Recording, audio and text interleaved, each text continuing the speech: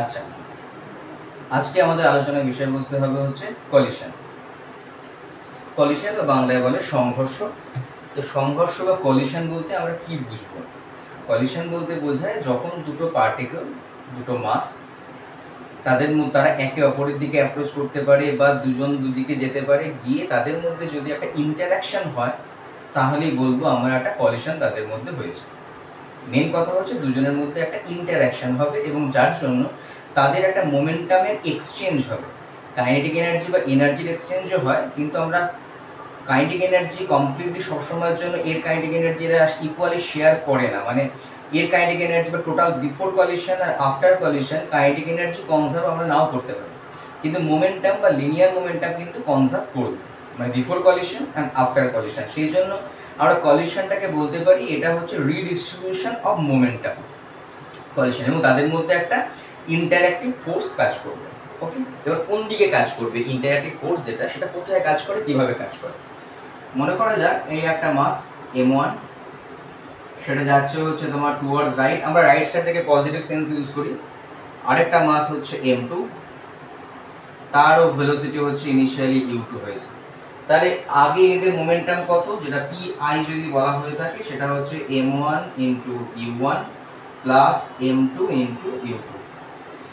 এবার কিছু কিছু ডেফিনিশন, এই যে সেন্টার এর ক্ষেত্রে হচ্ছে c1 যদি এর সেন্টার হয় এবং এই সেন্টারটা যদি c2 হয়, তাহলে c1 আর c2 কে যদি আমি একটা লাইন বরাবর যোগ করে দিই, এটা কি বলা হয়ে থাকে হচ্ছে line of impact. Line of impact centre থেকে সেন্টার পর্যন্ত যোগ করে দিলে যেটা দাঁড়ালো সেটাকে বলা হয়ে থাকে লাইন অফ ইম্প্যাক্ট। এবং এই লাইন অফ ইম্প্যাক্ট বরাবরই কিন্তু আমাদের ইম্পালসিভ ফোর্স যেটা একে অপরের দিয়ে কাজ করে, ওই ইম্পালসিভ ফোর্সটা কিন্তু এই লাইন অফ ইম্প্যাক্ট বরাবরই কাজ করবে। এবং ইম্পালসিভ ফোর্স যেদিকে কাজ করবে তার যে আমাদের এই যে লিনিয়ার মোমেন্টাম যে কনজার্ভ করবে সেটা হচ্ছে along the line of impact. Line of ইম্প্যাক্টের দিকেই কিন্তু আমরা এখানেও বলবো হচ্ছে লিনিয়ার মোমেন্টাম কনজার্ভ করবে। Linear momentum will be conserved. কোন দিকে? একমাত্র কিন্তু এই লাইন অফ ইম্প্যাক্ট বরাবরই কাজ করবে। এবার লাইন অফ ইম্প্যাক্টটা পাবো কিভাবে আমরা যে কোনো কেসগুলোর জন্য? যে ফর এক্সাম্পল কিছু কেসেস বলি, এখানে যেমন সেন্টার টু সেন্টার যোগ করে দিলাম, আমরা এখানে দেখতে পাওয়া গেছে। এবার কথার কথা বলছি, একটা পার্টিকেল এরকম ভাবে আছে, আরেকটা হচ্ছে একটু নিচে, এও যাচ্ছে এদের, এটা হচ্ছে এর ক্ষেত্রে u1, এও মনে করা যাক এদিকে যাচ্ছে হচ্ছে u2। তাহলে এদের মধ্যে যখন কলিশন হবে, বিফোর কলিশন হচ্ছে এদের মধ্যে সেপারেশন আছে, আফটার কলিশন কি হবে? আফটার কলিশন এটা শুধুমাত্র কিন্তু আমরা চেষ্টা করছি বোঝার লাইন অফ ইম্প্যাক্ট জিনিসটা কি, কারণ এটা না জানলে আমরা ইম্পালসিভ ফোর্সটাই বা কোন দিকে কাজ করছে বা লিনিয়ার মোমেন্টাম কোন দিকে কনসার্ভ করে এই কনসেপ্টটা ক্লিয়ার হয় না।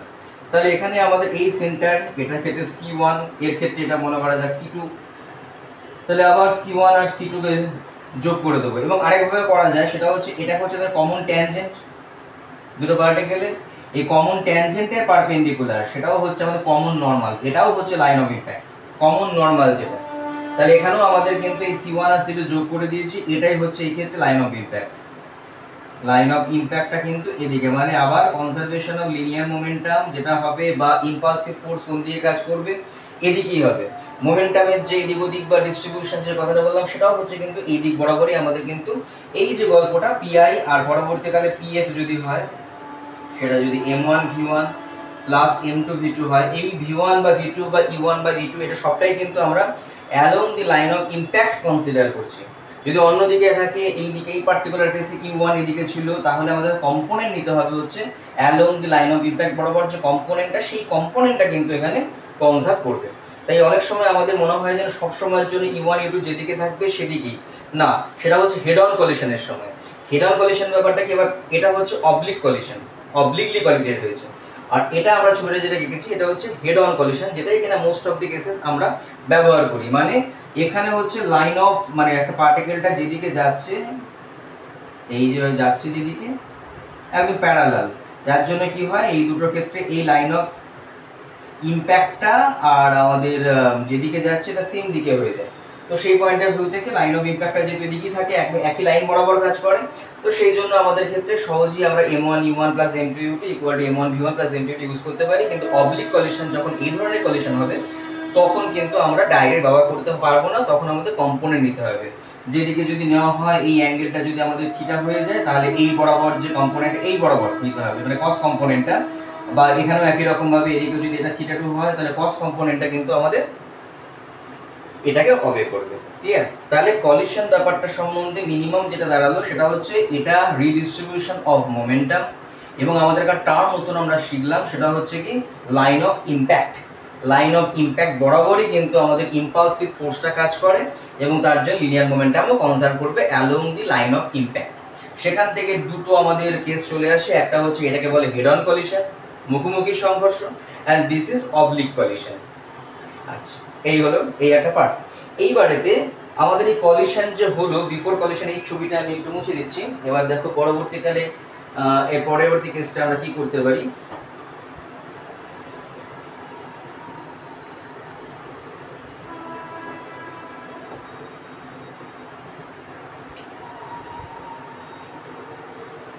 এই একটা পার্টিকেল যেটা আমরা এখানে কিন্তু কমপ্লিটলি এখন আমাদের আলোচনার বিষয়বস্তু হচ্ছে হেড অন কলিশন, যেখানে কোনো অ্যাঙ্গেল না, সোজাসুজি মুখোমুখি সংঘর্ষ, মানে লাইন অফ ইম্প্যাক্ট গুলো আমাদের যেদিকে হচ্ছে অ্যাপ্রোচ করছে পার্টিকেলগুলো সেই দিকেই কাজ করছে।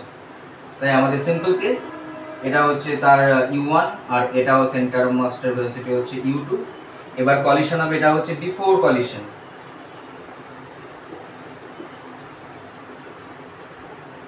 Before collision. এটা হচ্ছে ডিউরিং কলিশন, এই কলিশনটা হচ্ছে ডিউরিং কলিশন। এবার এই ডিউরিং কলিশনের সময় দুটো পার্টিকেল একে অপরের দিকে ফোর্স অ্যাপ্লাই করবে। এটা যদি 1 নম্বর পার্টিকেল হয়, এটা যদি 2 নম্বর পার্টিকেল হয়, তাহলে 2 নম্বরের উপর যে ফোর্সটা সেটা হচ্ছে F2 ডিউ টু 1, তার ডিরেকশনটা হচ্ছে এইদিকে। আর F এর জন্য ফোর্সটা হচ্ছে F12, সেটার ডিরেকশনটা হচ্ছে এদিকে, এর হচ্ছে এদিকে ফোর্সটা। তাহলে যাচ্ছিল U1। তো যেটা আমরা ডিসকাস করছিলাম যে 1 নম্বর আর 2 নম্বর পার্টিকেল একে অপরের দিকে একটা ইনডাইরেক্টলি ফোর্স অ্যাপ্লাই করছে। 1 নম্বর পার্টিকেল 2 নম্বরের দিকে হচ্ছে টুয়ার্ডস রাইট সাইড, 2 নম্বরের উপর অ্যাপ্লাইড ফোর্স, তাই জন্য F2 1 নম্বরের জন্য 1, F21 ডিরেকশন কোন দিকে, রাইট সাইড। আর 2 নম্বরটা 1 নম্বরের উপর যে ফোর্সটা অ্যাপ্লাই করছে F12 সেটা হচ্ছে তোমার টুয়ার্ড লেফট সাইড। এবার 1 নম্বর যে পার্টিকেল তার স্পিড ছিল u1, যেটা ইনিশিয়ালি কিন্তু u2 থেকে বেশি ছিল। এবার গিয়ে সে ধাক্কা খেয়েছে। এবার ধাক্কা লাগার পর তুমি খেয়াল করে দেখো, যখন পার্টিকেলটা যাচ্ছে টুয়ার্ডস রাইট সাইড কিন্তু তার উপর ফোর্সটা হচ্ছে টুয়ার্ড লেফট সাইড, তার মানে অবভিয়াসলি তার ভেলোসিটি আস্তে আস্তে কমবে। আর 2 নম্বর পার্টিকেল সে যাচ্ছিল রাইট সাইড, ওর উপর ফোর্সটাও হচ্ছে রাইট সাইড, তার মানে একই দিকে যেহেতু আছে তাই u2 আস্তে আস্তে ইনক্রিজ করবে, তাহলে ডিফর্মেশন হবে। এই ডিফর্মেশন হয়েছে। ডিফর্মেশন কতক্ষণ পর্যন্ত লাস্ট করবে, যতক্ষণ না u1টা কমে গিয়ে v আর u2টাও বেড়ে গিয়ে v, মানে দুটো কমন ভেলোসিটি হয়ে যাবে, ততক্ষণ পর্যন্ত কিন্তু ডিফর্মেশন চলবে। যতক্ষণ না দুটো পার্টিকেলের মধ্যে দুটো পার্টিকেল একই ভেলোসিটি নিয়ে মুভ করতে শুরু করে ততক্ষণ পর্যন্ত কিন্তু এই কলিশনটা চলতে থাকবে। এবার যে মুহূর্তে যেন কমন হয়ে যাবে তখনও কিন্তু কমন হয়ে গেছে, আফটার কি হবে, এটা ডিউরিং কলিশন। আফটার কি হবে, এই F21 কি কাজ করা বন্ধ করে দিয়েছে না, তখনও হচ্ছে এর মধ্যে কলিশন আছে। এবার ওরা আস্তে আস্তে নিজেদের অরিজিনাল শেপে ফেরার চেষ্টা করছে, মানে ওরা রিফর্ম করছে নিজেদের স্পিড। এই অবস্থাকে রিফর্মেশন স্টেট, আর this is called deformation state. তাহলে রিফর্মেশন স্টেটের সময় তাহলে কি হলো, যেহেতু ফোর্সটা তখনও আছে তার মানে 2 নম্বর পার্টিকেলের স্পিড আরও ইনক্রিজ করবে v1 থেকে। এবার এটা 2 নম্বর পার্টিকেল, তাহলে v2 আস্তে আস্তে v2টা আস্তে আস্তে কিন্তু বাড়তে থাকবে। আর এর ভেলোসিটি যেটা 1 নম্বর সে কিন্তু আরও কমতে থাকবে। তাহলে আলটিমেটলি ফাইনাল যেটা হবে সেটা হচ্ছে যেটা m1 পার্টিকেল যেটা তার স্পিড যদি হয় v1, m2 যেটা তার স্পিড যদি হয় v2, তাহলে v2 কিন্তু পরবর্তীকালে v1 এর থেকে বেড়ে যাবে। তাহলে ফাইনালি কিন্তু v2 is greater than v1। আগে এখানে ছিল u1 গ্রেটার দ্যান u2, পরবর্তীকালে কিন্তু v2 বেড়ে যাবে। তার মানে কি দাঁড়ালো, যে পার্টিকেলটাকে ধাক্কা দিল তার স্পিড কিন্তু ফাইনালি কমে যায়, আর যাকে ধাক্কা দিল তার স্পিড ফাইনালি কিন্তু বেড়ে যায়। তাহলে এই যে ঘটনাটা হলো এর উপর বেস করে আমরা একটা ডেফিনেশন আমরা আসবো, বা কলিশনটা কি ধরনের। আমরা একটু আগে বলেছিলাম কলিশন হচ্ছে 2 টাইপস, একটা হচ্ছে হেড অন কলিশন, একটা হচ্ছে অবলিক কলিশন। কিন্তু এই ফেনোমেননের উপর বেস করে আমরা আবার কলিশনটাকে 3 ভাগে ভাগ করতে পারি, elastic collision, inelastic collision, actually perfectly elastic collision, inelastic collision, আর হচ্ছে পারফেক্টলি ইনইলাস্টিক কলিশন। এই 3 ভাগে আবার ভাগ করব আমরা পরবর্তী সেকশনে আমরা দেখবো এই ব্যাপারগুলো আছে। এটা হয়ে গেল আফটার কলিশন, এটা হয়ে গেল আমাদের আফটার কলিশন। এবার একটা নতুন আবার একটা টার্ম আমরা শিখব, সেটাকে বলে coefficient of restitution represented by small e, বাংলায় বলে সংঘাত গুণাঙ্ক। তো কোএফিসিয়েন্ট অফ রেস্টিটিউশন এই ব্যাপারটা আমাদের খুব গুরুত্বপূর্ণ বিভিন্ন প্রবলেম করার জন্য বা ফ্রিকশনটাকে একটু আরো ভালোভাবে বোঝার জন্য। কোএফিসিয়েন্ট অফ রেস্টিটিউশন এটাকে রিপ্রেজেন্টেড বাই স্মল ই। এবার এই স্মল ই এর ভ্যালু কত হবে তার উপর কিন্তু আমরা বলতে পারবো যে কলিশন টাইপটা কি। এই যে একটু আগে বললাম perfectly elastic collision, perfectly inelastic collision, আর এদের মাঝখানে হচ্ছে ইনইলাস্টিক কলিশন ই এর ভ্যালুর উপর বেস করে। তো তার জন্য আমাদের ই এর ম্যাগনিটিউড বা কি করে বের করে ডেফিনেশনটা জানা দরকার। E is equal to impulsive force during reformation, মানে পরের পার্টটা ডিউরিং কলিশন থেকে আফটার কলিশন এই স্টেটের মধ্যে যে ইম্পালসিভ ফোর্সটা কাজ করে দ্যাট ইজ রিফরমেশন, আর divided by impulsive force during deformation, deform করার সময়, মানে বিফোর কলিশন থেকে ডিউরিং কলিশন পর্যন্ত। এটাকে আমরা রিপ্রেজেন্টেড বাই, যেহেতু দেখো একটা ইম্পালসিভ ফোর্স কথাটা বলা হয়েছে তাই এটাকে আমরা রেট অফ চেঞ্জ অফ মানে চেঞ্জ অফ লিনিয়ার মোমেন্টাম বলতেই পারি ইম্পালসিভ ফোর্স, ঠিক আছে, ডিউরিং ডিফরমেশন। তাহলে এটাকে আমরা বলতে পারি হচ্ছে তোমার, আমরা যদি m2 বা m1 দুটো পার্টিকেল দিয়ে বলা যেতে পারে, তো m2 দিয়ে আমি যদি বলি তাহলে m2 এর ক্ষেত্রে কি আসছে দেখো, m2 ইনটু এখান থেকে এই অবধি সময় পরে হয়েছে v2, আগে ছিল কত v1 এবং v2 এর ভ্যালু v1 এর থেকে বেশি। তাহলে এখানে আমরা লিখি তাহলে m2 into v2 minus v, ওকে। আর আগে কি ছিল, আগে ছিল হচ্ছে m2 ইনটু এখানে কোনটা বড়, এখানে হচ্ছে v বড় u2 থেকে, ডিভাইড বাই নিচে আসবে হচ্ছে v মাইনাস u2, এটাই হয়ে গেছে। আবার m2 এখান থেকে ক্যান্সেল করে দিলে, যদি m2 ক্যান্সেল করে দিই তাহলে পাওয়া যাচ্ছে হচ্ছে v2 minus v divided by v minus u2। এই হয়ে গেল আমাদের e এর ভ্যালু। আমি ছোট করে একটু ব্যাপারটা বলি, e ইকুয়াল টু তাহলে লিখে রাখি তাহলে v2 minus v divided by v minus u2।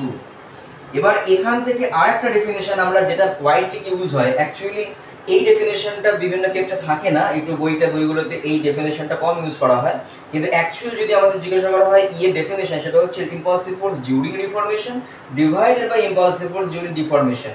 সেখান থেকে একটা স্টেপে আমরা পেয়েছি হচ্ছে এইটা। এবার পরবর্তীকালে এখান থেকে আবার একটা ফর্ম নিয়ে আসবো, দেখা যাবে ওটা কি করে আসবো।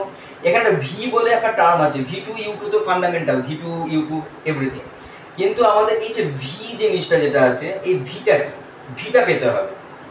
আচ্ছা, এবার ভি পেতে গেলে আমরা এখানে একটা ছোট করে যদি বলি, দেখো বিফোর আমাদের পিআই লিনিয়ার মোমেন্টাম, আমরা বলেছি যে কোনো টাইপের কলিশনের সময় কিন্তু লিনিয়ার মোমেন্টাম কনসার্ভ করবে এবং এই জন্যই এটাকে বলা হয়ে থাকে ডিস্ট্রিবিউশন অফ লিনিয়ার মোমেন্টাম। কলিশনটাকে আমরা এইভাবে ডিফাইন করতে পারি। তাহলে পিআই ইকুয়াল টু আমরা লিখছি কি যে m1 u1 plus m2 u2, এটা হচ্ছে আমাদের বিফোর।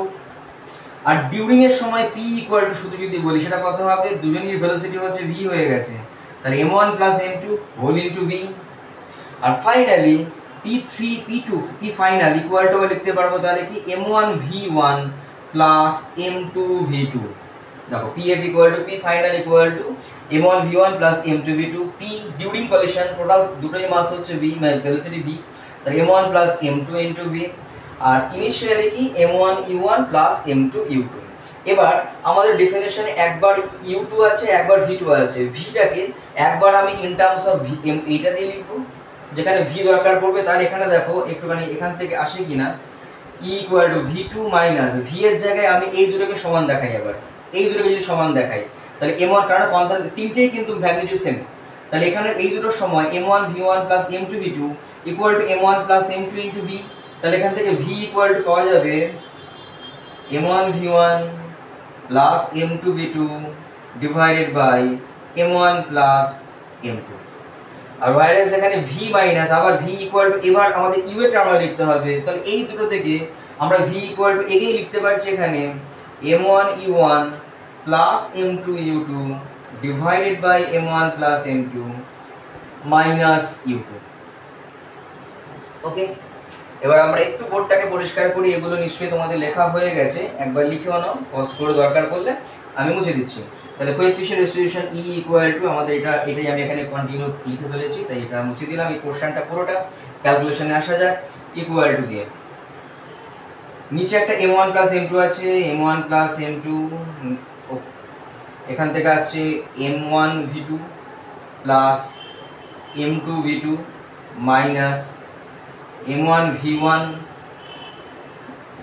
মাইনাস m2 v2, আর এখানে আসবে হচ্ছে m1 প্লাস m2, আবার এখানে আসছে m1 u1 plus m2 u2 minus m1 u2 minus m2 into u2, m2 u2 m2 u2 কেটে যাচ্ছে ওখান থেকে, আর এখান থেকে m2 v2 m2 v2 কেটে যাচ্ছে। নিচে m1 প্লাস m2 দুই ক্ষেত্রে আছে, তাহলে এটাকেও আমরা যদি বাদ দিয়ে দিই, আলটিমেটলি ওপরে চলে এলো m1 ইন্টু ওপরে আছে v2 মাইনাস v1, আর নিচে আমাদের m1 ইন্টু আছে হচ্ছে u1 মাইনাস u2।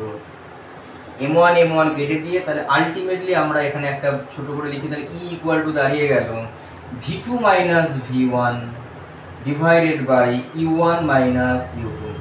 এটাই হচ্ছে আমাদের ওয়াইডলি ইউজ হয় হচ্ছে বিভিন্ন বইগুলোতে, প্রথমেই আমাদের এত কিছু না বলে এটাই বলা থাকে যে e ইকুয়াল টু হয় v2 minus v1 divided by u1 minus u2। এবার v2 মাইনাস v1 কি? v2 মাইনাস v1 হচ্ছে আফটার কলিশন এদের মধ্যে সেপারেশনটা, তাই জন্য বলা হয়ে থাকে হচ্ছে তোমার রিলেটিভ ভেলোসিটি আফটার কলিশন, আর এটা হচ্ছে রিলেটিভ ভেলোসিটি অফ অ্যাপ্রোচ, এটা রিলেটিভ ভেলোসিটি অফ সেপারেশন, আর এটা রিলেটিভ ভেলোসিটি অফ অ্যাপ্রোচ, একে অপরের দিকে অ্যাপ্রোচ করছে, আর এখানে থেকে সেপারেশনের সময় আলটিমেটলি ডিসটেন্সটা এদের মধ্যে বাড়ছে, কারণ v2 বড় হয়ে গেছে, তাই জন্য এখানে বলা হয়ে থাকে রিলেটিভ ভেলোসিটি। তাহলে যেটা বইতে লেখা থাকে সেটাই আমি আরেকবার লিখি, রিলেটিভ ভেলোসিটি অফ সেপারেশন, ওটা মুছে দিই। আচ্ছা, এই ক্যালকুলেশনটা করে দিই, আমি একটা ছোট করে একদম পুরো জিনিসটা তাহলে একটুখানি লিখে দেবো। তাহলে ই ইকুয়াল টু এটাও মুছে দিলাম, ই ইকুয়াল টু দেখো v2 minus v by v minus u2, সেখান থেকে ক্যালকুলেশন করে আলটিমেটলি এই স্টেপটা এসছে। তাহলে একটু আমরা পুরো জিনিসটাকে একটু পুরো বোর্ডটা একটু লাগবে, এই নিচে বড় লেখা। তাহলে e equal two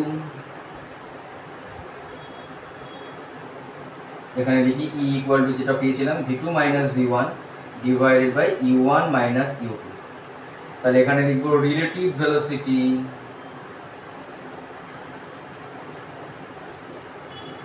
of separation after collision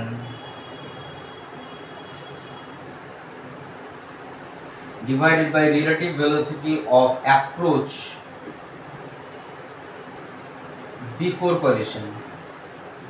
actually এই অবধি যে লেখা হলো এর মধ্যেও কিন্তু একটা টার্ম আমরা মিস করে গেছি, সেটা কি একটু ভাবনা চিন্তা করলে ভাবো। আমরা বলেছিলাম যে যাবতীয় যা কিছু হয় সেটা হচ্ছে along the line of impact বরাবর হয়, তাহলে আমাদের এখানেও লিখতে হবে relative velocity of separation after collision along line of impact,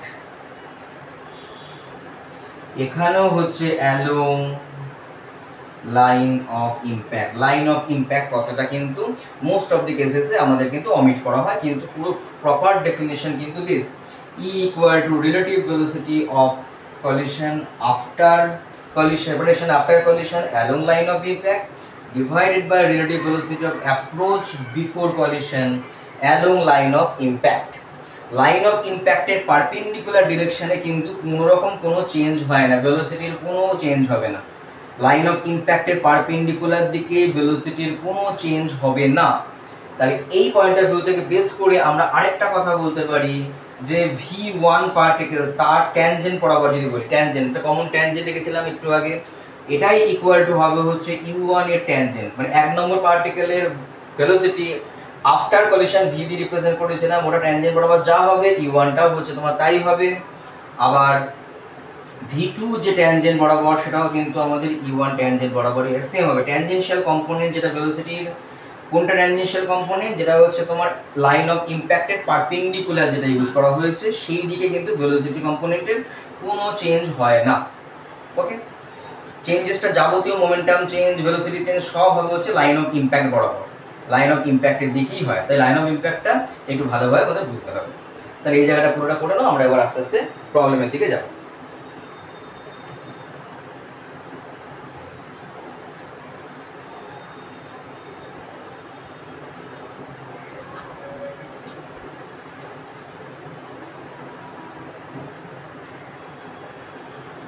ওকে, এবার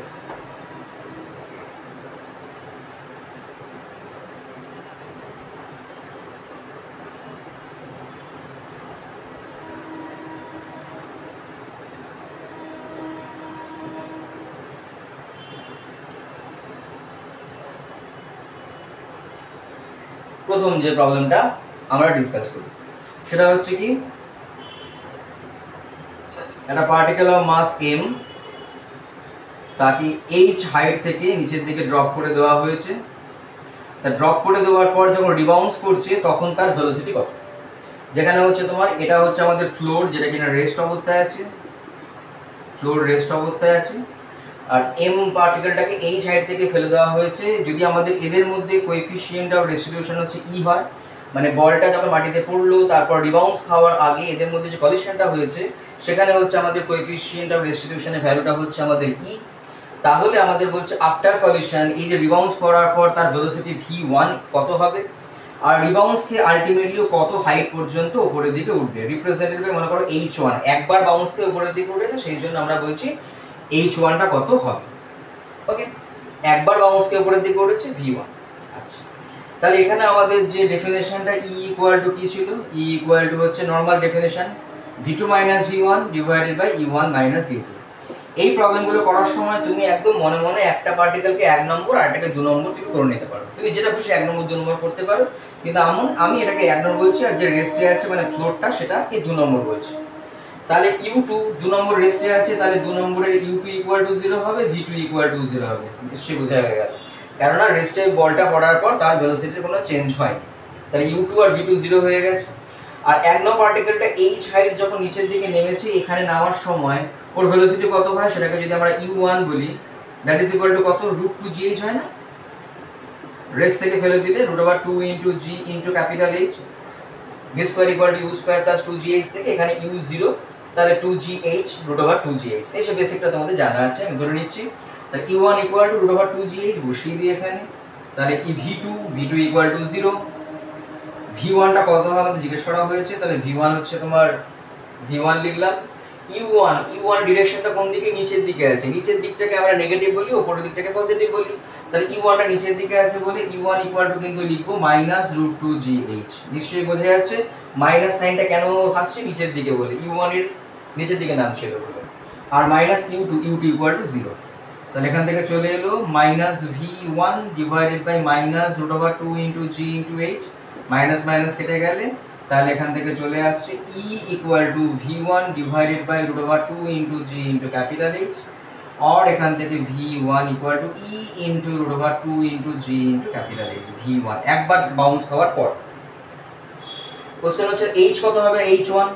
তাহলে একটা পার্টিকেল তাকে যদি u স্পিড নিয়ে উপরের দিকে ছুড়ে দেওয়া হয় কতটা হাইট উপরের দিকে ওঠে, আমাদের ফর্মুলা ছিল h ইকুয়াল টু ফর্মুলা হচ্ছে আমাদের u square divided by 2g, নিশ্চয়ই এটা তোমরা জানো, h ইকুয়াল টু দ্বারা u স্কয়ার বাই 2g। তাহলে এখান থেকে পার্টিকেলটা যখন উপরের দিকে বাউন্স খেলো তখন তার স্পিড হচ্ছে v1, ব্যাপারটা একই রকম যে u স্পিড নিয়ে উপরের দিকে উঠলো, এটা v1 স্পিড দিয়ে উঠেছে, কতটা উপরের দিকে ওঠে formula u square by 2g, এটাও তাহলে আসবে v1 স্কয়ার বাই 2g। তাহলে কতটা উপরের দিকে উঠবে, h1 ইকুয়াল টু আসছে হচ্ছে v1 square divided by 2g। তাহলে এখান থেকে চলে এলো e square into 2g capital h divided by 2g কেটে দিলে চলে আসে e square into capital h, h1 equal to e square into capital h, একবার বাউন্সকে চলে গেল। এবার নেক্সট বলছে, এই পোরশনটাকে আমি একটুখানি যদি অফ করি, এইটুকু জায়গা এদের মধ্যে কোএফিসিয়েন্ট ডিস্ট্রিবিউশন e এদিকে লিখছি, এটা হচ্ছে কোএফিসিয়েন্ট ডিস্ট্রিবিউশন এদের মধ্যে e আছে। এবার v1 স্পিড দিয়ে উপরের দিকে উঠলো, উঠে এই অবধি আবার নিচের দিকে নামবে। আবার কাইনেমেটিক্সে আমরা পড়েছিলাম যে একটা পার্টিকেল যদি এখানে এয়ার ফ্রিকশন কিছু না থাকে তাহলে যে স্পিডে উপরের দিকে উঠবে ও ফিরে আসার সময় রিটার্ন জার্নিতে ওই একই পয়েন্ট মানে মাটিতে পড়ার ঠিক আগের মুহূর্তে এখানে উপরের দিকে ভেলোসিটি ছিল v1, এবার নিচের দিকে স্পিডটা সেম হয়, ভেলোসিটি আলাদা, ভেলোসিটি এক্ষেত্রে হচ্ছে উপরের দিকে, কিন্তু নিচের দিকে নামার সময় ভেলোসিটি ডিরেকশন নিচের দিকে, তাই ভেলোসিটিটা আলাদা কিন্তু স্পিড বা ভেলোসিটি ম্যাগনিটিউড পার্টটা সেম। তাহলে এখানেও তোমার কিন্তু v1 স্পিডেই নিচের দিকে নামবে, রাইট? তাহলে আগের ফর্মুলাতে যেটা ছিল আমাদের u1 নিচের দিকে, এখানে সেটাই হয়ে গেল v1। তা ড্রপ খাওয়ার পর তাহলে দাঁড়াবে হচ্ছে কত, এখান থেকে আসবে v2। তাহলে একই রকম ভাবে এই ফর্মুলায় যদি আমরা ইউজ করি তাহলে আমরা নিশ্চয়ই বলবো না, এখানে অ্যাকচুয়ালি এখানটাকে লেখা যায় না e into u1, e into এখানে মনে করে বলছি আমি এটাকে u1 বলা হচ্ছে, v1 ইকুয়াল টু, তাহলে পরবর্তী কেসে যখন এটা উপরের দিকে উঠে v1 স্পিডে নিচের দিকে নামলো, ড্রপ খেলো, আবার উপরের দিকে উঠলো, তাহলে এবার সেরকম ভাবে এইখান থেকে যদি আমরা আসি তাহলে v1 এর জায়গায় হয়ে যায় v2, আর e আরেকটা আসবে, এখানে ছিল e u1, সেটাই হচ্ছে আমাদের এখানে v1, e u1 আছে, তাহলে e ইনটু u1 এর জায়গায় লিখব কত, v1। এখানে v1 ছিল e ইনটু u1, কেন? তার মানে একবার ড্রপ খাওয়ার পর একটা রেস যদি থাকে, তাহলে একবার ড্রপ খাওয়ার পর ভেলোসিটি হয় কত, e ইনটু u1, এখানে পড়ার স্পিড। তাহলে দুবার যখন ড্রপ খাবে তখন হয়ে যায় v2 equal e into v1। তিনবার যখন ড্রপ খাবে সিমিলারলি v3 ইকুয়াল টু কত হবে, তাহলে e into v2 and so on. ঠিক বোঝা যাচ্ছে? তাহলে একবার ড্রপ হওয়ার পর যেহেতু একই রকম প্যারামিটার বারবার করে রিপিট করবে, v1 equal to e into u1, এখানে যদি পুট করে দিই তাহলে এখান থেকে চলে আসলো না e square into u1, v2 is equal to দাঁড়িয়ে গেল e square u1, similarly v3 equal to দাঁড়িয়ে যাবে e cube into u1 and so on. তাহলে এখান থেকে ইন জেনারেল কেস একটা বলতে পারি n খানা ড্রপ খাওয়ার পর ভেলোসিটি হবে কত, এরকম ড্রপ খেতে বারবার করে, vn equal to e to the power n into u1, vn equal to e to the power n into u1। একই রকম ভাবে h1 ইকুয়াল টু এটা হয়ে যাচ্ছে, তাহলে h2 ইকুয়াল টু কত আসবে, এখানে h1 equal to v1 square by 2g এসছে, তাহলে h2 ইকুয়াল টু একই রকম ভাবে লিখব v2 square divided by 2g। তাহলে v2 স্কয়ার ইকুয়াল টু যদি বসিয়ে দেওয়া হয় তাহলে e to the power 4 u1 square, আবার u1 equal to root over 2g into g into h। তাহলে পুট করলে দেখো পাবো, আমি একটু পরেই দেখাই, v2 ইকুয়াল টু ছিল হচ্ছে e স্কয়ার u1, তাহলে এটা হবে e to the power 4 into u1 square divided by 2g, u1 square by 2g equal to capital H, কারণ u1 equal to root over 2 into g into capital H। তাহলে এখানে দেখো 1 যখন ছিল e to the পাওয়ার 2, যখন h2 আছে তাহলে e to the পাওয়ার হচ্ছে 4, তাহলে একই রকম ভাবে যদি h3 বের করতে বলি তখন আসবে e to the power 6 into h। তাহলে এখান থেকে আবার বলতে পারি n খানা ড্রপ হওয়ার পর hn ইকুয়াল টু তাহলে e to the power 2n into h। এটা দিয়ে আমাদের কিছু কিছু ছোট ছোট প্রবলেম আসে, একটা যেটা ছোট্ট এসেছিল সেটা হচ্ছে কি প্রবলেম, এটা একটা, এই প্রবলেমটা পরে এটা করাটা কোনো ব্যাপারই তোমাদের মনে হবে না। সেটা হচ্ছে কি বলছে একটা বলকে 1 মিটার হাইট থেকে ফেলে দেওয়া হয়েছে, কোএফিশিয়েন্ট রেস্টিটিউশন কত বের করতে বলেছে, যদি একবার ড্রপ হওয়ার পর ওটা যতটা রিবাউন্সকে উঠেছে সেটা হচ্ছে 0.75 মিটার, যেটা উপরের দিকে উঠেছে 1 মিটার হাইট থেকে ফেলে দেওয়া হয়েছে, রিবাউন্সকে 0.75 মিটার উপরের দিকে উঠেছে, তাহলে ফাইন্ড কোএফিশিয়েন্ট রেস্টিটিউশন E। তাহলে তুমি এখান থেকে একবার ড্রপ হয়ে আছে, তাহলে n এর জায়গায় 1 বসিয়ে দাও প্রত্যেকটা জায়গাতে, তাহলে আমাদের এটাকে আমরা স্ট্যান্ডার্ড ফর্মুলা হিসেবে ইউজ করতে পারি। তাহলে h1 ইকুয়াল টু হয়ে গেল e square into capital H, h1 equal to কত 0.75, e স্কয়ার থাক, h ইকুয়াল টু কত 1 মিটার যেখান থেকে প্রথম ফেলা হয়েছিল, তাহলে এখান থেকে e স্কয়ার, এখান থেকে এটাকে লেখা যায় দেখো 3/4 ইকুয়াল টু e স্কয়ার, তাহলে e ইকুয়াল টু কত আসবে √3 ডিভাইডেড বাই 2। এটা হয়ে গেল e এর ভ্যালু, একদম খুব সহজ। আরেকটা প্রবলেম কি হতে পারে যে ড্রপ হওয়ার পর আবার একটা পার্টিকেলকে কোনো একটা হাইট থেকে ফেলা হয়েছে, বলছে ড্রপ হওয়ার পর তার আগে ভেলোসিটি ছিল হচ্ছে 10 মিটার পার সেকেন্ড, আর ড্রপ হওয়ার পর যখন রিবাউন্স খেয়ে যখন এখানে এসছে তখন তার স্পিড হচ্ছে 7 মিটার পার সেকেন্ড। আগে ছিল 10 মিটার পার সেকেন্ড, পরে হয়েছে 7 মিটার পার সেকেন্ড। তাহলে e এর ভ্যালু কত, তুমি আবার এখান থেকে vn, তাহলে এখানে বলবো v1 equal to e to the power 1 into u1, u1 হচ্ছে আমাদের 10 আর v1 হচ্ছে 7, তাহলে 7 ইকুয়াল টু e ইনটু 10, তাহলে এখান থেকে e ইকুয়াল টু বেরিয়ে আছে 0.7। এবং এটার কিন্তু e এর কোনো ইউনিট নেই, যেহেতু একই ধরনের দুটো প্যারামিটারের রেশিও, তাই জন্য e এর কোনো মাত্র ইউনিট ডাইমেনশন কিছু নেই, শুধুমাত্র ভ্যালু আছে। e ইকুয়াল টু এই দুটোর ক্ষেত্রে 0.75, একটা 0.7। এই ধরনের কেস আমাদের কিন্তু কম্পিটিটিভ এক্সামও মাঝে মাঝে আসে। ওকে, এটা নোট করে নাও, আমি পরের প্রবলেমটা আবার বলি।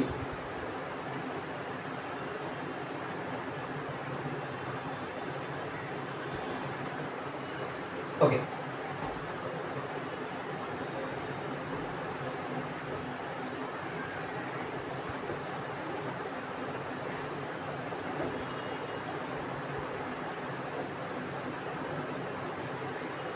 সেকেন্ড আরেকটা টাইপের প্রবলেম, সেটা হচ্ছে কি একটা এম মাসের একটা পার্টিকেল ও ইউ স্পিডে যাচ্ছে হচ্ছে তোমার সামনের দিকে, এম মাস ইউ স্পিডে যাচ্ছে, আরেকটা এম মাসকে পেয়েছে যেটা কিনা রেস্টে ছিল, এটা হচ্ছে আমাদের রেস্ট। তাহলে প্রথম যে কলিশনের কন্ডিশন, এটার ভেলোসিটি যে যাচ্ছে যে অ্যাপ্রোচ করছে তার ভেলোসিটি বেশি হতে হবে অন্যটার থেকে, মিলল, কলিশন হবে। এটা হয়ে গেল আমাদের বিফোর কলিশন। এবার বলছে ইফ কোএফিশিয়েন্ট রেজোলিউশন যদি ই হয়, ইফ দি কোএফিশিয়েন্ট লিখলাম না, ইফ দি কোএফিশিয়েন্ট রেজোলিউশন হচ্ছে তোমার যদি ই হয়, তাহলে আফটার কলিশন এই m1 মাস যেটা ছোট করে লিখেছিলাম, যে m1 মাস যেটা তার ভেলোসিটি যদি হয় v1, m মাস দুটোরই সেম মাস m, এটাও m, আর যে ধাক্কা খেয়েছে তার স্পিড হচ্ছে যদি v2 হয়, তাহলে v1 আর v2 কত in terms of u and coefficient resolution হচ্ছে ভ্যালু হচ্ছে আমাদের e বলে দেওয়া আছে, coefficient resolution equal to e, e এর রেসপেক্টে e আর u এর রেসপেক্টে v1 আর v2 বের করতে বলেছে। ওকে, তাহলে আমরা বললাম এটা হচ্ছে আফটার কলিশন। আমরা যেটা বলেছি সেটা হচ্ছে কি বা শিখলাম যেটা, যে কলিশন হচ্ছে রিডিস্ট্রিবিউশন অফ মোমেন্টাম, মানে মোমেন্টামটা কনজার্ভ করবে in any kind of collision. তাহলে এখানে আমাদের কি ছিল before collision, P I equal to কি ছিল m ইনটু ইউ, এর হচ্ছে রেস্টে আছে মানে m ইনটু 0, তার মানে হচ্ছে m ইউ। আর আফটার কলিশন কি হয়েছে, পি ফাইনাল ইকুয়াল টু কত m ইনটু v1 প্লাস এরও হচ্ছে তোমার v2 velocity m into v2, তাহলে pi ইকুয়াল টু pf, তাহলে এখান থেকে m ইনটু u দাঁড়িয়ে গেল m into v1 plus v2, তাহলে এখান থেকে m ক্যান্সেল করে দিলে u ইকুয়াল টু দাঁড়িয়ে গেল v1 বাই v2, বা আমরা সাজিয়ে লিখলে v1 plus v2 equal to e। এটাকে এক নম্বর ইকুয়েশন হলো। এবার দুটো ইকুয়েশন লাগবে, আরেকটা ইকুয়েশন দরকার, সেটা হচ্ছে আমাদের e এর ডেফিনেশন। e ইকুয়াল টু কি ছিল, ডেফিনেশন লিখে ফেলি v2 minus v1 divided by e1 minus e2। তাহলে নিউমারেটরে v2 মাইনাস v1 থাক, v2 v1 দুটোই একই দিকে ডান দিকে করেছি, যে প্লাসই আছে তাই সাইন চেঞ্জের কোনো দরকার নেই, v2 মাইনাস v1 থাকবে। আর নিচে e1 মানে হচ্ছে এক নম্বর পার্টিকেল ভেলোসিটি, সেটা হচ্ছে u ডান দিকে আছে ওটাও পজিটিভ, আর u2 তে 0 ছিল, তাই শুধুমাত্র এটা দাঁড়িয়ে গেল। তাহলে এখান থেকে চলে আসছে কত, তাহলে v2 minus v1 equal to e into u, আর এটা হয়ে গেল 2 নম্বর ইকুয়েশন। এবার যদি দুটোকে সলভ করা হয়, v2 আর v1 যদি সলভ করে দেওয়া হয়, সলভ করলে পাবে কি, নিশ্চয়ই বোঝা যাচ্ছে, সলভ করার পরে হচ্ছে এটা অ্যাড করে দিলে v2 আর v2 2v2, এখান থেকে u আর e প্লাস u, তাহলে এখান থেকে সলভিং পাচ্ছি হচ্ছে solving v2 equal to u into 1 plus e divided by 2, আর v1 ইকুয়াল টু পাওয়া যাচ্ছে u into 1 minus e divided by 2। তার মানে আবার একই রকম ভাবে দেখো, যে কলিশনের পর যে রেস্টে ছিল তার স্পিড গেছে বেরিয়ে, আর যার স্পিড কম ছিল মানে আগে বেশি ছিল v1, এক নম্বর পার্টিকেলের ভেলোসিটি কমে গেছে, v1 হচ্ছে কম, v2 হচ্ছে বেশি, মানে আমাদের যে কলিশনের যে বেসিক ফেনোমেনন ব্যাপারটা সেটা কিন্তু এখানেও হোল্ড করছে। এটাকেও কিন্তু আমরা স্ট্যান্ডার্ড হিসেবে ভাবতে পারি। তাহলে একটা দুটো সেম মাস, এখানে কন্ডিশনটা হচ্ছে দুটো মাস যদি সেম হয়, একটার ভেলোসিটি u আর একটাটি রেস্টে থাকে, তাহলে আফটার কলিশন ভেলোসিটি দুটো হচ্ছে এরকম, v1 হচ্ছে u into 1 minus e by 2, আর v2 equal to u into 1 plus e divided by 2। Okay, note it down, একটা টাইপের। এর উপর বেস করে আমরা আরেকটা প্রবলেম করব।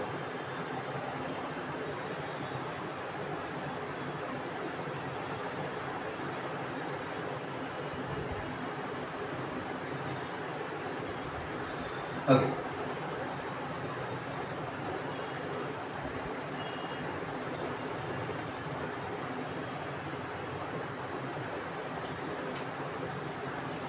বলছে একটা সার্কেল মানে একটা লুপ মতো, লুপের মধ্যে লুপটা হচ্ছে হরাইজন্টাল লুপ, মানে ভার্টিক্যাল নয়, মানে গ্র্যাভিটেশনের ব্যাপার এখানে প্লে করবে না।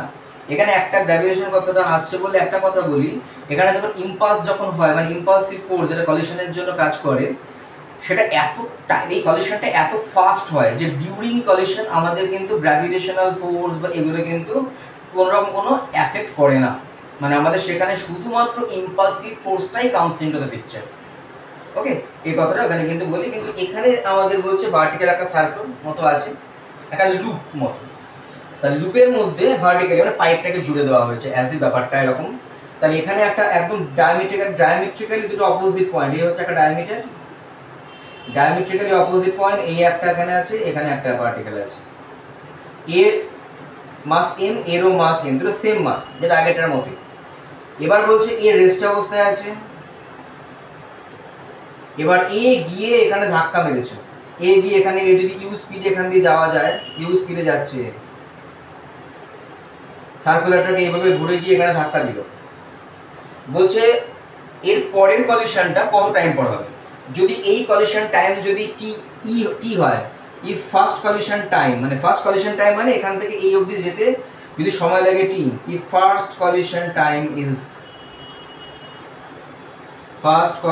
Time is t, find second collision.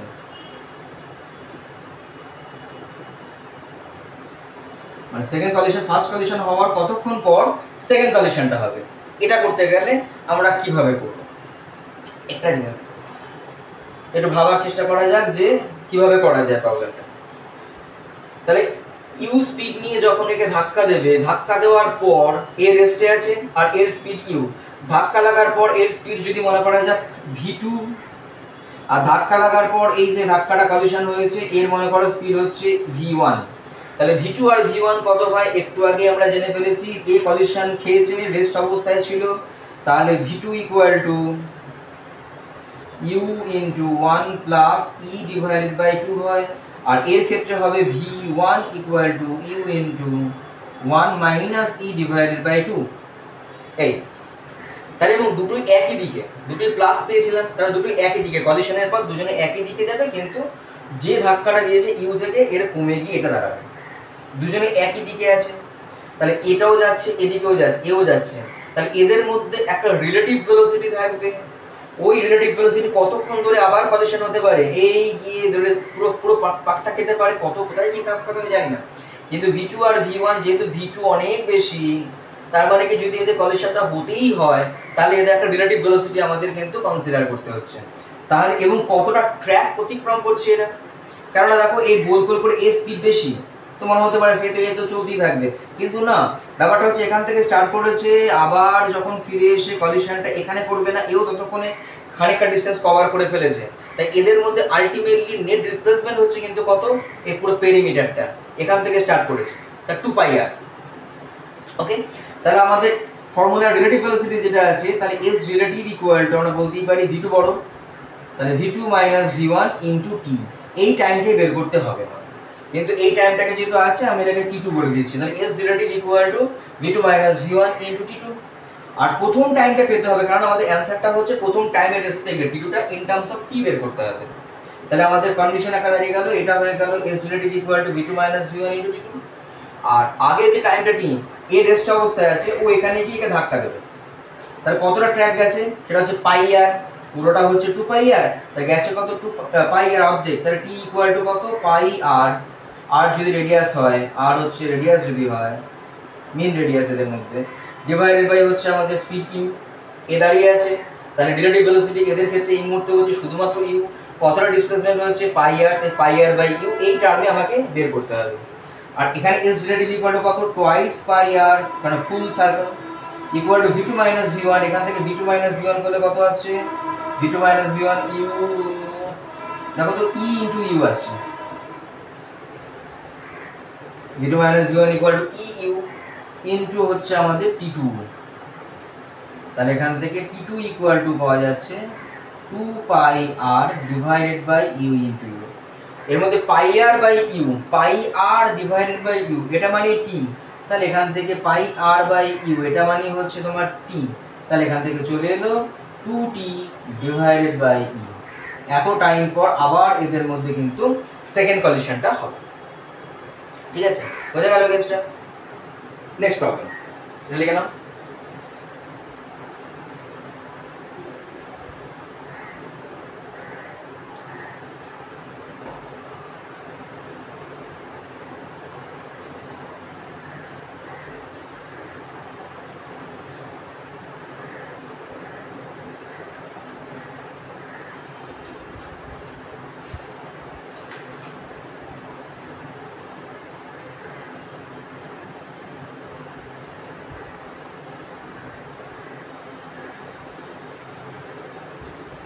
আচ্ছা নেক্সট প্রবলেম, একটা মাস 0.8 কেজি, ও যাচ্ছে এদিকে 4 মিটার পার সেকেন্ড এই স্পিড নিয়ে, 5 মিটার পার সেকেন্ড। আরেকটা মাস 1.2 কেজি, এটা যাচ্ছে এদিকে, এর স্পিড হচ্ছে কত, 4 মিটার পার সেকেন্ড।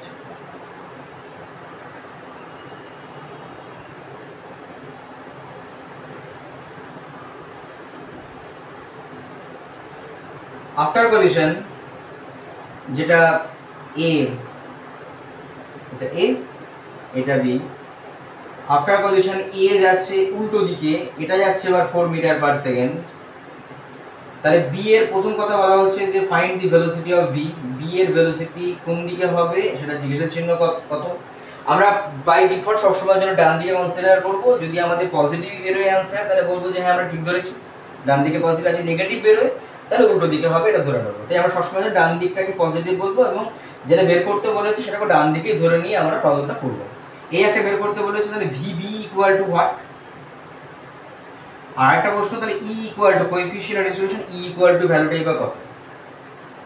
তাহলে এই ধরনের প্রবলেম করতে গেলে আবার আমাদের প্রথমে বিফোর আর আফটার ই বের করতে গেলে খেয়াল করে দেখো আমাদের কোএফিসিয়েন্ট অফ ডিস্ট্রিবিউশন মানে হচ্ছে রিলেটিভ ভেলোসিটির ব্যাপারটা।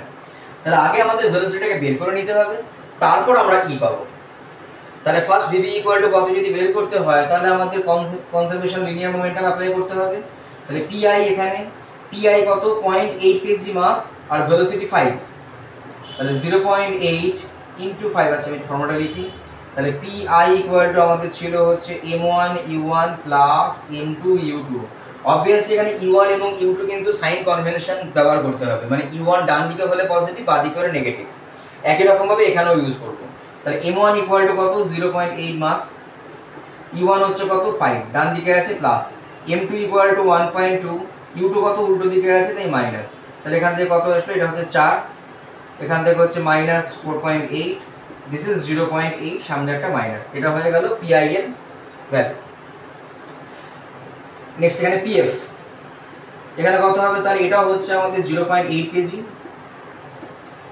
আর এটা হচ্ছে আমাদের 1.2 কেজি। তাহলে 0.8 কে 4 দিয়ে মাল্টিপ্লাই এগেন, তাহলে 0.8 ইন্টু 4, কিন্তু এখানে উল্টো দিকে আছে বলে এটা মাইনাস সাইন নিতে হবে।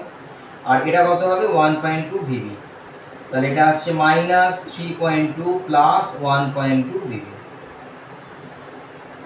দেখো আমরা ইউজ করলাম এখানে কনজারভেশন অফ লিনিয়ার মোমেন্টাম, কারণ যে কোনো টাইপের কলিশনের জন্যই কিন্তু আমাদের conservation of linear momentum valid. তাহলে পিআই ইকুয়াল টু পিএফ, দুটো দেখিয়ে দিই, now we know p i is equal to p f. তাহলে minus 0.8 is equal to minus 3.2 plus 1.2 v b. তাহলে 1.2 ভিবি ইজ ইকুয়াল টু, এদিকে চলে এলে এটা ইকুয়াল টু হয়ে যাবে 2.4, আর এখান থেকে ভিবি ইকুয়াল টু চলে আসছে 2, ইউনিট লিখে দিলাম 2 মিটার পার সেকেন্ড, এগুলো প্রত্যেকটা মিটার পার সেকেন্ড ইউনিটে ছিল, তাই এটাও মিটার পার সেকেন্ডে পাবো, 2 মিটার পার সেকেন্ড প্লাসে বেরিয়েছে, তার ডান দিকেই যাবে, ভিবির ভেলোসিটি হচ্ছে তোমার 2 metre per second, question mark যেটা ছিল, তাহলে এটা পেয়ে গেলাম, ভিবি হচ্ছে আমাদের 2 মিটার পার সেকেন্ড। নেক্সট আমাদের বের করতে বলছে ই এর ভ্যালু কত। তাহলে এগেইন ই ইকুয়াল টু কি, ই ইকুয়াল টু হচ্ছে আমাদের ভি2 মাইনাস, এখানে এবি দিয়ে আছে, আমি এবি দিয়ে বলি, তাহলে VB minus VA divided by, তাহলে উল্টো হয় খেয়াল করে দেখো, তাহলে v2 minus v1 divided by u1 minus u2, এখানে vb minus va divided by তাহলে ua মাইনাস ub হবে। তাহলে vb কত, ডান দিকে আছে, vb হচ্ছে আমাদের 2 মাইনাস va কত, মাইনাস 4 এদিকে আছে, তাহলে মাইনাস অফ মাইনাস 4, ua কোন দিকে, ডান দিকে আছে, দ্যাট ইজ হচ্ছে আমাদের 5, মাইনাস এটা কোন দিকে আছে, উল্টো দিকে আছে, তাহলে এগেইন এখানে একটা মাইনাস 4, তাহলে এখানে হয়ে গেল 2 6 আর এখানে হয়ে গেল 9, 2/3, তাহলে e ইকুয়াল 2/3 মানে e equal to 0.67, e equal to পেয়ে গেলাম 0.67। দেখো কত সুন্দর সহজ প্রবলেম, শুধুমাত্র কনজারভেশন অফ লিনিয়ার মোমেন্টাম আর কোএফিসিয়েন্ট অফ ডিস্ট্রিবিউশন দিয়ে আমরা কতটি অ্যানসার বের করে ফেলতে পারছি।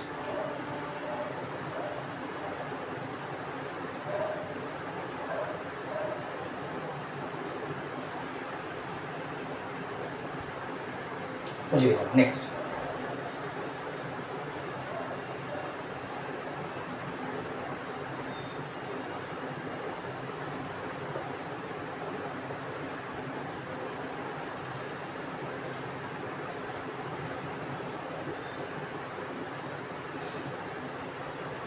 একটা রেস্ট ফ্লোর,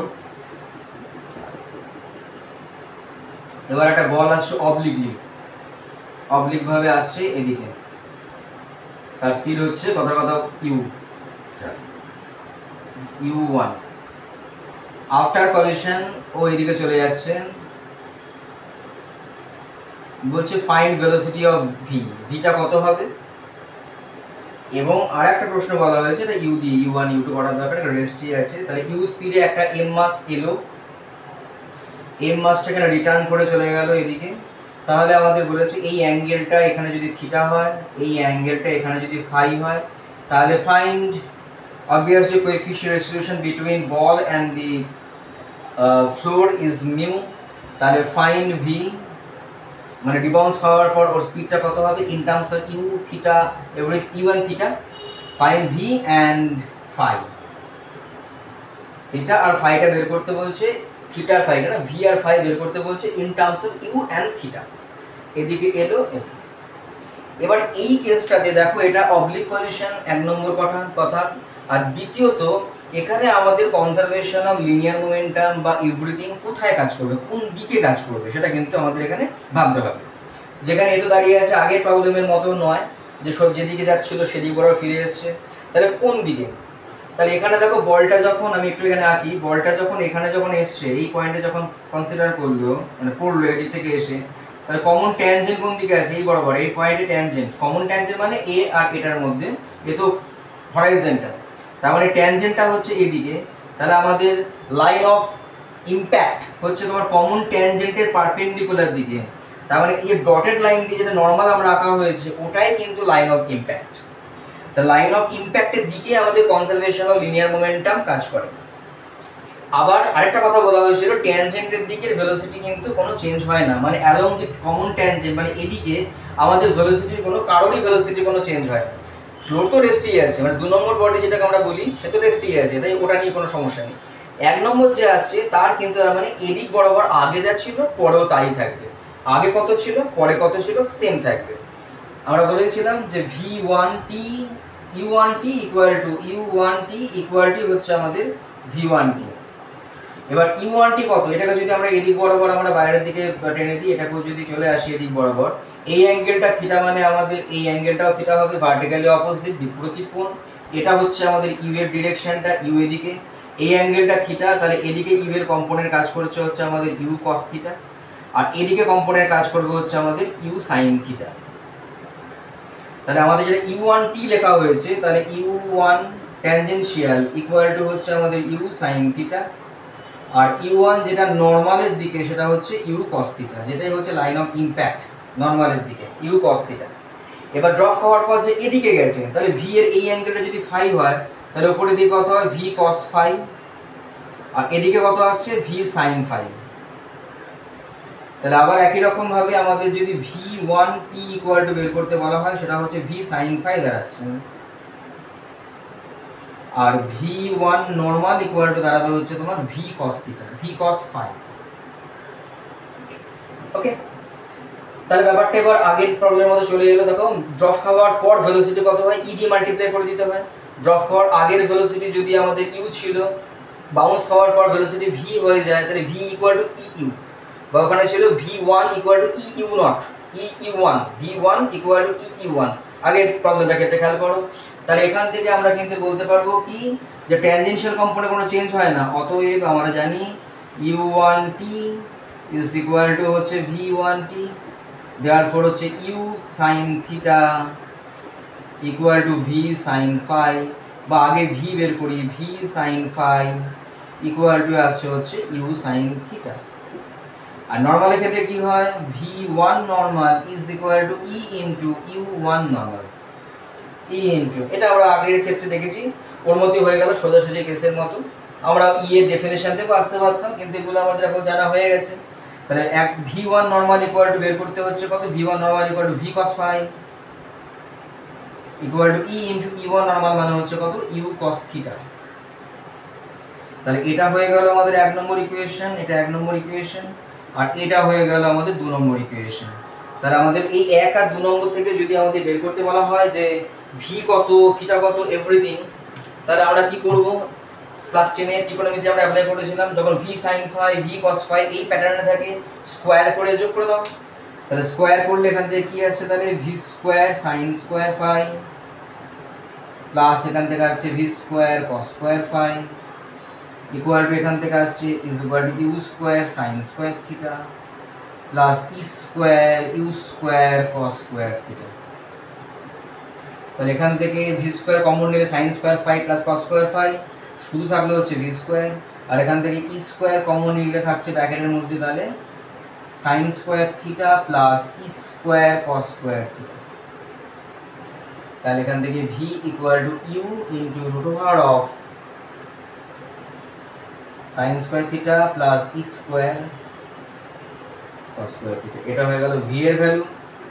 এবার নেক্সট যদি আমাকে ফাই বের করতে বলে, তাহলে আবার 1 নম্বরকে 2 নম্বর দিয়ে ভাগ করে দিলে ভি ভি ক্যান্সেল হয়ে গিয়ে sin phi by cos phi tan phi. তাহলে এখান থেকে আবার আমরা 1 ডিভাইডেড বাই 2 গিভস, এখান থেকে ওই জায়গাটা এই পার্টটা মুছে দিলাম। তাহলে 1 ডিভাইডেড বাই 2 গিভস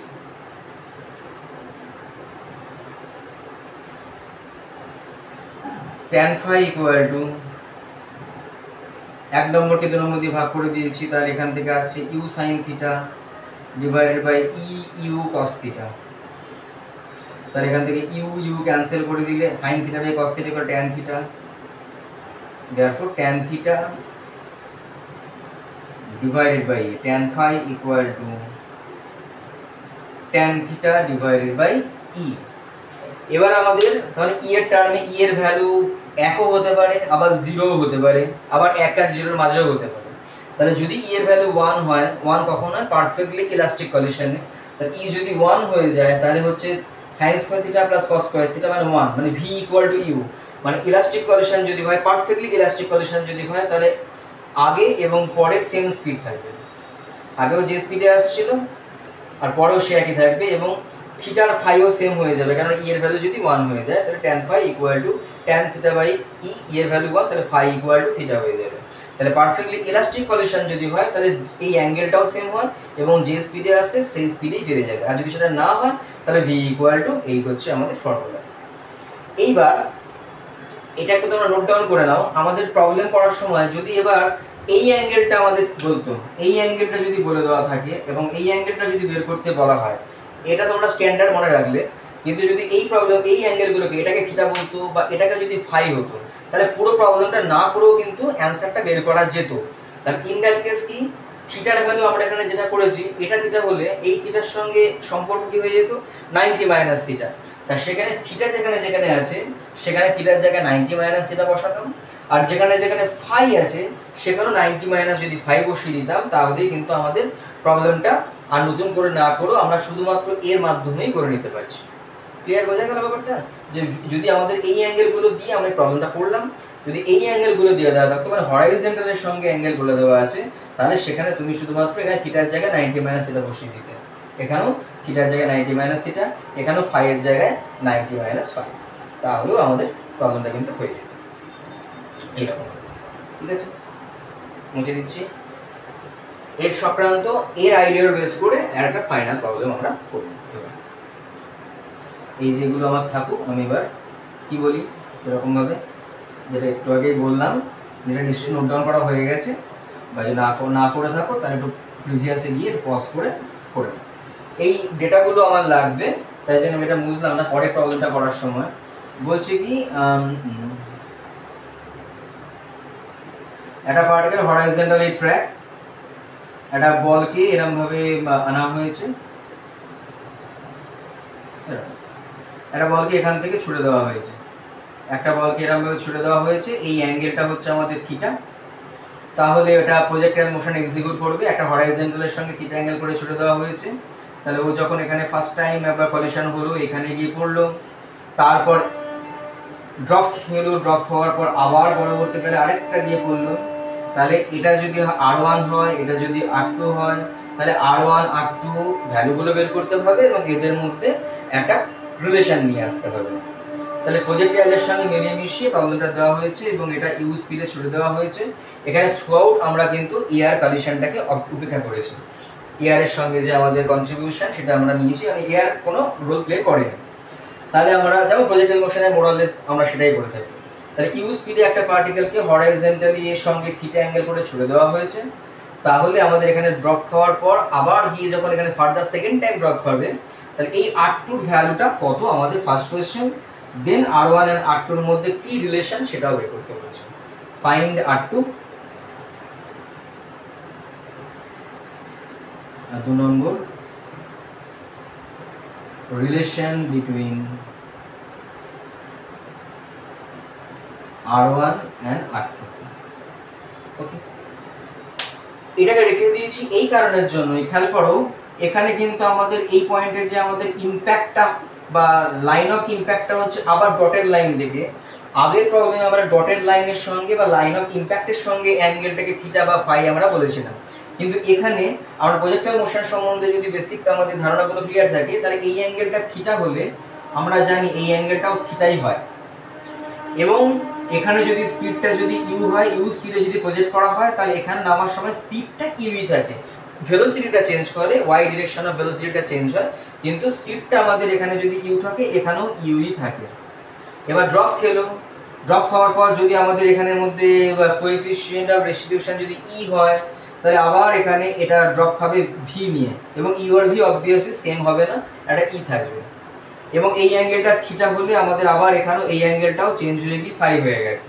তা এবার যদি আমাদের ফাই বের করতে হয় বা ভি বের করতে হয়, এখানে যেহেতু অ্যাঙ্গেলগুলো হরাইজন্টালের সঙ্গে আছে, তাই আমরা ভি আর ইউ কিন্তু এটা ডাইরেক্ট বসাবো না, এটাকে সাহায্য নিয়ে বসাবো। তাহলে ভি ইকুয়াল টু কি হবে, u into root over of থিটার জায়গায় বললাম 90 মাইনাস থিটা বসাও, তাহলে সাইন স্কোয়ার 90 মাইনাস থিটা মানে cos square theta plus e square আবার সাইন স্কোয়ার থিটা হয়ে যাবে, কস স্কোয়ার 90 মাইনাস থিটা তার মানে সাইন স্কোয়ার থিটা। আবার এখানে tan 90 মাইনাস থিটা মানে হচ্ছে তোমার tan cot ফাই, তাহলে এখান থেকে চলে আসছে cot phi equal to tan 90 minus theta মানে হচ্ছে আবার cot থিটা, তাহলে 1/e cot থিটা, এটা রয়ে গেছে এই।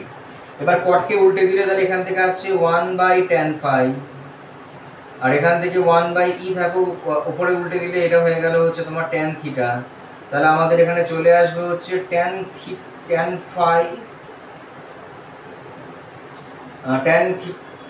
হচ্ছে cot phi equal to 1/tan phi, 1/e থাকছে, ওটা উল্টে গেছে।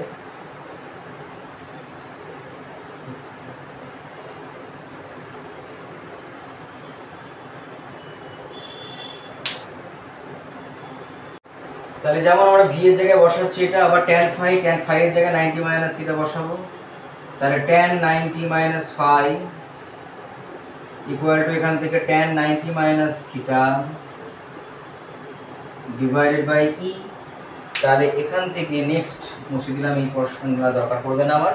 তাহলে এখান থেকে tan 90 minus theta equal to হচ্ছে আমাদের cot theta, tan 90 minus theta equal to হচ্ছে এটা cot phi, sorry cot phi, এটা হচ্ছে cot থিটা ডিভাইডেড বাই ই।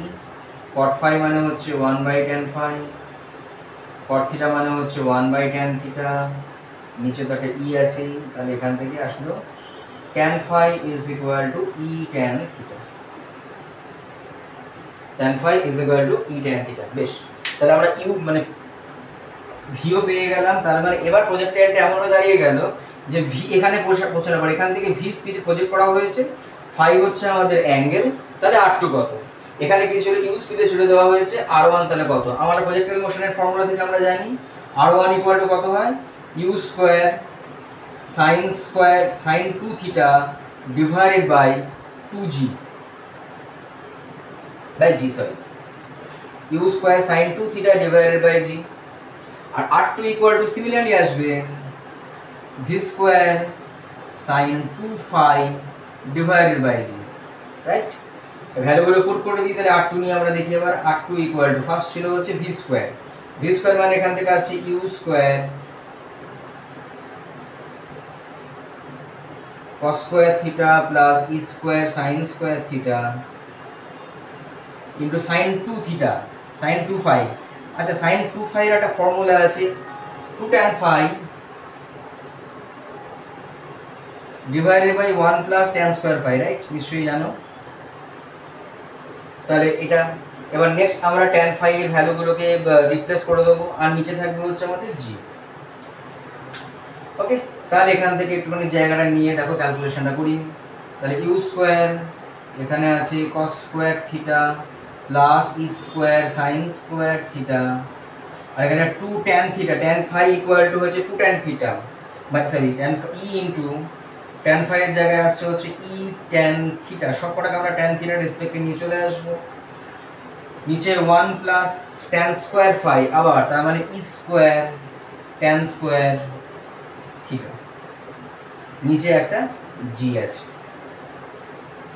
এখান থেকে ইউ স্কোয়ার বাই জি কে নিয়ে নিলাম একবার, ইউ স্কোয়ার বাই জি বাইরে থেকে, এখান থেকে কি কি তাহলে থাকছে cos square theta plus e square sin square theta, এখানে 2e ভাগ করে নিলাম sin theta divided by cos থিটায়, আর এখানেও যদি 1 প্লাস e square sin square theta by cos square theta বসাই, দেখো নিচে একটা cos স্কোয়ার থিটা আসবে, দরকার হলে নিজেরা খাতায় একবার করে নাও cos স্কোয়ার থিটা, আর এখানে থাকবে e square sin square theta. তাহলে e square sin square theta cos square plus this, এটা আর এটা কেটে গেল, আবার উপরেটা cos থিটা আছে, নিচে cos স্কোয়ার থিটা আছে, স্কোয়ার কেটে গেল। এই cos থিটাটা যদি উপরে চলে যায় তাহলে 2 sin থিটা, আর এই cos থিটা মানে sin 2 থিটা চলে এসেছে। তাহলে দেখো তো চলে এলো কিনা, ইউ স্কোয়ার বাই জি, ওখানে একটা ই থাকছে আর একটা sin 2 থিটা পড়ে থাকছে, তাহলে u square e into u square sin 2 theta by g, e into e square sin 2 theta divided by g, e into u square sin 2 theta divided by g, এটা মানে r1, তাহলে r2 দাঁড়িয়ে গেল ই into r1।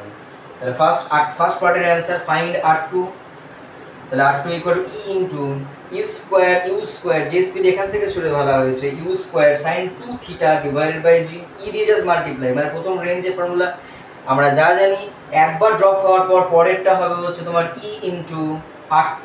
তাহলে আবার এর পরে যদি আরেকটা বলে এটা কত হবে, তাহলে obviously r2 equal to e into r1 যদি হয়, তাহলে r3 ইকুয়াল টু আসবে ই ইনটু r2, r2 এখানে 1 আছে, ই দিয়ে মাল্টিপ্লাই করে 3 যদি হয় তাহলে এখানে 2, এখানে ই দিয়ে মাল্টিপ্লাই, r2 ইকুয়াল টু বসিয়ে দিলে তাহলে চলে আসছে ই square into r1, r4 equal. তাহলে কলিশনের সম্বন্ধে যে ফার্স্ট আমাদের ক্লাস সেটা কমপ্লিট হলো। আরেকটা ক্লাস থাকবে যেখানে 3 রকম টাইপের যে কলিশন আমরা বলি সেগুলোর নিয়ে একটা আলাদাভাবে ক্লাস একটা করব। ওখানে 3টে যে কলিশন, যেমন elastic, perfectly elastic collision, perfectly inelastic collision আর ইনইলাস্টিক কলিশন, এই 3 রকম কলিশন নিয়ে কী কী কেস হতে পারে আমরা সেগুলো ডিসকাস করব। তো আশা করছি তোমাদের ক্লাসগুলো ভালো লাগছে, এবং এই আজকে পুরো ভিডিওটা আশা করি তোমরা ভালোভাবে দেখেছো, বুঝতে পেরেছো। যদি কোনো জায়গায় কোনো সমস্যা হয় সেটা আমাকে তোমরা কমেন্ট সেকশনে জানিও, এবং যদি কোনো টপিক নিয়ে মনে হয় যে স্যার এটা নিয়ে একটুখানি ভিডিও একটা তৈরি করুন,